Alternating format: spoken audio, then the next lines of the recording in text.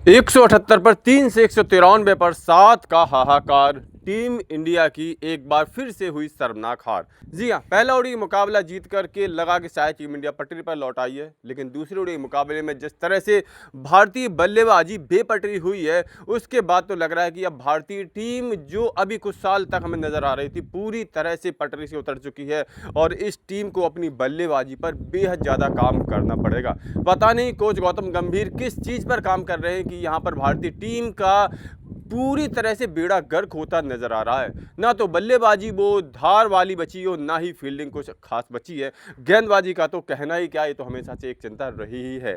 कुल मिलाकर के दूसरे ओडीआई मुकाबले में जिस तरह से अंग्रेजों ने भारतीय टीम को पीटा है और सीरीज को 1-1 से बराबर पर कर लिया है, उसके बाद अब एक बार फिर से एक और सीरीज हार का खतरा भारत पर मंडराने लगा है। इस मुकाबले की बात करें तो इस मुकाबले में भारतीय टीम ने बेहद ही खराब बल्लेबाजी का प्रदर्शन किया, पूरी तरह से फ्लॉप बल्लेबाजी नजर आई है। अगर एक दो बल्लेबाज थोड़ा संघर्षपूर्ण पारियां नहीं खेलते तो भारतीय टीम बेहद शर्मनाक तरीके से इस मुकाबले में 200 से भी कम के स्कोर पर सिमट जाती। इस मुकाबले की बात करें तो भारतीय टीम ने पहले बल्लेबाजी की और कप्तान शुभमन गिल ने भारतीय टीम को जोरदार शुरुआत दिलाई। कब 40 रन के पार स्कोर पहुंच गया पता ही नहीं चला। शुभमन गिल ने कुल 31 रन बनाए, लेकिन आउट होने से पहले वह अपनी टीम को किस तरह शुरुआत दिला चुके थे। लेकिन दूसरे ओपनर बल्लेबाज रोहित शर्मा कुछ खास नहीं कर सके, वो लगातार संघर्ष में नजर आए।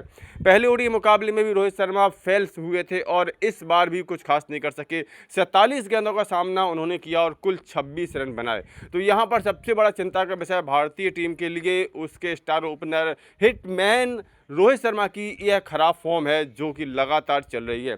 अगर रोहित शर्मा को 2027 के विश्व कप तक सर्वाइव करना है तो उनको अपनी इस खराब फॉर्म से जल्दी जल्दी छुट्टी पानी होगी और जोरदार तरीके से पारियां खेलना शुरू करना होगा।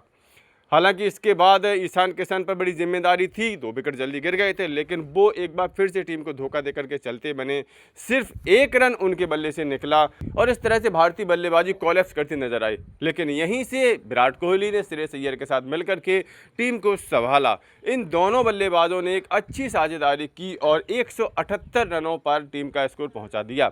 हालांकि यहीं पर 65 रन बनाकर के विराट कोहली आउट हो गए, लेकिन तब तक टीम संभलती हुई नजर आ रही थी।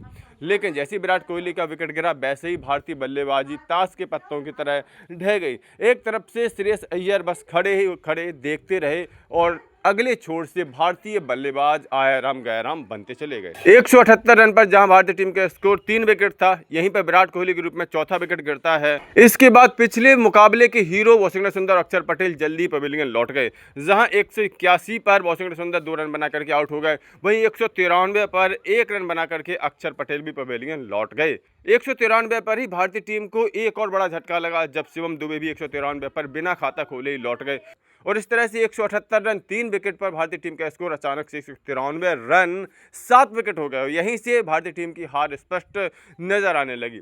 कुल मिलाकर के भारतीय टीम किसी तरह से 233 रन जुटा सकी।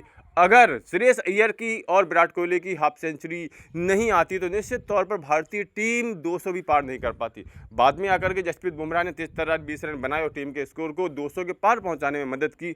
लेकिन टीम इंडिया इतना बड़ा स्कोर नहीं बना सकी जो अंग्रेजी बल्लेबाजों को रोक सकती थी। अंग्रेजी बल्लेबाजों ने बड़े आराम से इस स्कोर को पार कर लिया और 4 विकेट से यह मैच अपने नाम कर लिया। 3 ओडीआई मुकाबलों की सीरीज अब 1-1 पर बराबर हो चुकी है। तीसरा और आखिरी ओडीआई मुकाबला अब एक तरह से फाइनल मुकाबला होगा जिसमें सीरीज के विजेता का फैसला होगा। कुल मिलाकर के इस मुकाबले ने भारतीय बल्लेबाजी कले खोल करके रख दी है। इसी तरह की बल्लेबाजी अगर चलती रही तो भारतीय टीम 2027 का विश्व कप तो भूल ही जाए। भारतीय बल्लेबाजी में मिडिल ऑर्डर और लोअर मिडिल ऑर्डर बहुत ही चिंता का विषय है। यहाँ आप बात कर सकते हैं ईशान किशन की या फिर अक्षर पटेल, वाशिंगटन सुंदर, शिवम दुबे, ऐसे बल्लेबाज जो कि लगातार फेल साबित हो रहे हैं। अब 10 पारियों में फेल होने के बाद एक आध पारी में तो अक्षर पटेल और वाशिंगटन सुंदर जैसे बल्लेबाज रन बना ही लेंगे, शिवम दुबे जैसे बल्लेबाज रन बना ही लेंगे। लेकिन 10 पारियों में फेल होने के बाद आप एक पारी की बदौलत टीम में अपने जगह पक्की नहीं कर सकते। ऐसे में चयनकर्ताओं को एक मजबूत टीम बनाने पर सोचना चाहिए। कुल मिलाकर के इस शर्मनाक हार पर आपकी क्या प्रतिक्रिया, अपनी राय कमेंट करके जरूर दें। साथ ही साथ क्रिकेट की सभी खबरों के लिए cricket update YouTube channel subscribe जरूर कर लें। क्रिकेट अपडेट मैच के पहले भी, मैच के बाद भी।